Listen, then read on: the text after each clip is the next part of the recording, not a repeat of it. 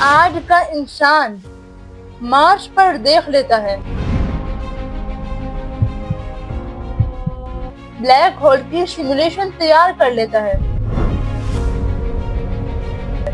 D N اے کی decoding کر لیتا ہے، آرٹیفیشل انٹیلیجنس بنا لیتا ہے، مگر سوال آج بھی وہی کا وہی ہے کہ ہم انسان جہاں کیسے آئے اور کیوں آئے ہیں۔ آج ہم بات کریں گے قرآن میں لفظ کن، بگ بینگ،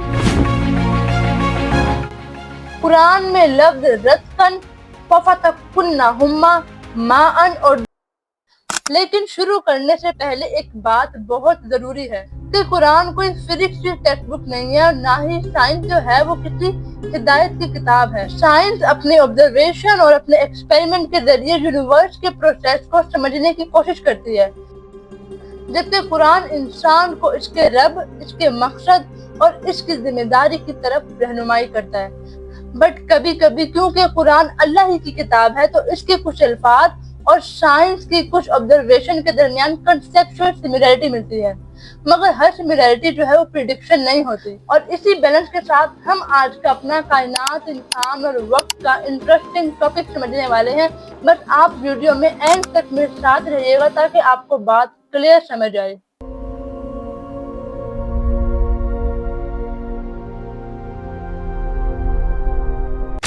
چیپٹر 1، جب کچھ بھی نہیں تھا۔ آج سے تقریباً 13.8 بلین سال پہلے نہ زمین تھی، نہ سورج، نہ ستارے، نہ گلیکسی، نہ ایٹم، اور نہ وقت جس طرح آج ہم اسے سمجھتے ہیں۔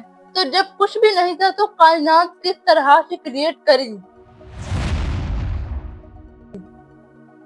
کس نے کریٹ کری؟ کائنات کو کریٹ کرنے کی انرجی کہاں سے آئی؟ ماڈرن کاسمولوجی کے مطابق یونیورس کسی ایک جگہ کے اندر پھیلنا نہیں شروع ہوئی، بلکہ اس نے خود اپنی ایک جگہ بنائی۔ یعنی آپ کی امیجنیشن میں ہوگا کہ یونیورس کہیں تو سٹارٹ ہوگی، تو جہاں وہ سٹارٹ ہوئی ہوگی اس کے پیچھے کوئی تو جگہ ہوگی، مگر ایسا نہیں ہے۔ اب آپ اس بات کو ایک انتہائی آسان ایگزامپل سے سمجھیں۔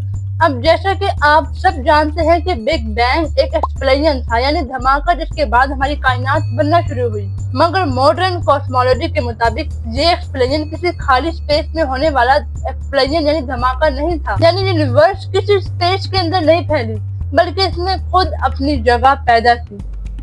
ڈونٹ وری، گھبرانے کی ضرورت نہیں ہے۔ مجھے پتا ہے یہ بات تھوڑی مشکل ہے، مگر میں آپ کے لیے ایک ایسی ایگزامپل لائی ہوں 0-1 کی، جو کہ پلے گروپ کا بچہ بھی سمجھ جائے۔ سب سے پہلے اس بات کو سمجھنے کے لیے اپنے ذہن میں 2 نمبر ایزیوم کریں، 0-1۔ اب آپ 0 کے ساتھ 1 کو لگائے تو اس کی اہمیت کا اندازہ کریں، وہ 10 ہے۔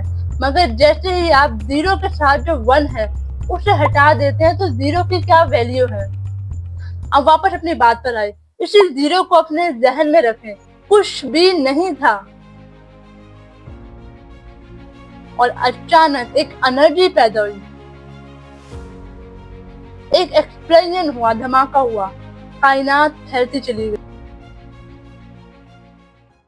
کچھ بھی نہیں تھا، 0، اچانک آنے والی انرجی 1، اور وہ ایک کیا تھا؟ اللہ۔ اب آپ دیکھیں کہ کائنات پھیلنا شروع ہوئی۔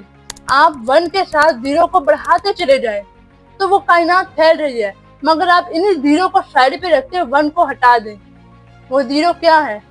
کچھ بھی نہیں۔ تو وہ جو 1 ہے وہ ہے ایک اللہ۔ اب آپ دیکھیں نا، 1 سے پہلے کچھ نہیں ہے، اے سے پہلے کچھ نہیں ہے اللہ، اور الف سے پہلے کچھ نہیں ہے۔ یہ ایک میری ایگزامپل ہے، مگر آپ دیکھیں میتھمیٹیکلی بھی کس طرح سے پروو ہو رہا ہے کہ جب خود سائنسدان کہہ رہے ہیں کہ کچھ بھی نہیں تھا، اچانک سے ایک انرجی آئی، کچھ بھی نہیں تھا، 0 سے پہلے واقعی کچھ نہیں ہوتا۔ 0 کے ساتھ جب 1 لگا وہ تھا لفظ کن۔ بگ بینگ سے پہلے کیا تھا اس کا سائنس کو اب تک کچھ بھی نہیں پتا، کیونکہ جس وقت کی ہم بات کر رہے ہیں ہو سکتا ہے کائنات سے پہلے وقت ہی اپلائی نہ ہوتا ہو، کیونکہ کائنات کے ساتھ ہی وقت کی پیدائش بھی ہوئی ہو۔ بٹ یہیں پر قرآن ایک مختلف انداز اختیار کرتا ہے۔ قرآن کوئی ہمیں ایکویشن نہیں دیتا، قرآن سمپل سی ایک بات کرتا ہے۔ جب اللہ کسی چیز کا ارادہ کرتا ہے تو وہ کہتا ہے ہو جا، اور وہ ہو جاتی ہے۔ صرف 0 کے ساتھ ایک 1 اور کائنات بننا شروع ہوئی. کن. سوچئے جس بات کو سمجھنے کے لیے انسان نے جیمز ویب لائٹ مائکروسکوپ بنائی، پارٹیکل ایکسلریٹر بنائے، سپر کمپیوٹر بنائے، اسی بات کو قرآن نے ایک لفظ کن میں سمجھا دیا. کن. یہ لفظ سائنس کا الٹرنیٹو نہیں بلکہ قدرت کے پیچھے موجود ارادے کی طرف اشارہ کرتا ہے. سائنس ہمیں بتاتی ہے کہ ایکسپینشن کیوں ہوئی، قرآن ہمیں بتاتا ہے کہ اگر ایکسپینشن ہوئی تو اس کے پیچھے ارادہ کس کا تھا. تو آئی ہوپ کہ آپ کو قرآن میں لفظ کن اور بگ بینگ کے درمیان کچھ ریلیشن سمجھ آیا ہوگا. تو اسی کے ساتھ ہم چیپٹر 2 اسٹارٹ کریں گے جس کے ٹاپکس ہیں قرآن کے لفظ رتقن ففتقنہما ماء دخان. چیپٹر 2 رتقن اور ففتقنہما. اب اگلا سوال یہ ہے کہ اگر یونیورس ایکسپینڈ ہوئی تو اسٹارٹنگ فیز میں اس کی حالت، اس کی کنڈیشن کیا تھی؟ یعنی ان الفاظ کا کائنات سے آخر کیسا ایسا گہرا تعلق ہے؟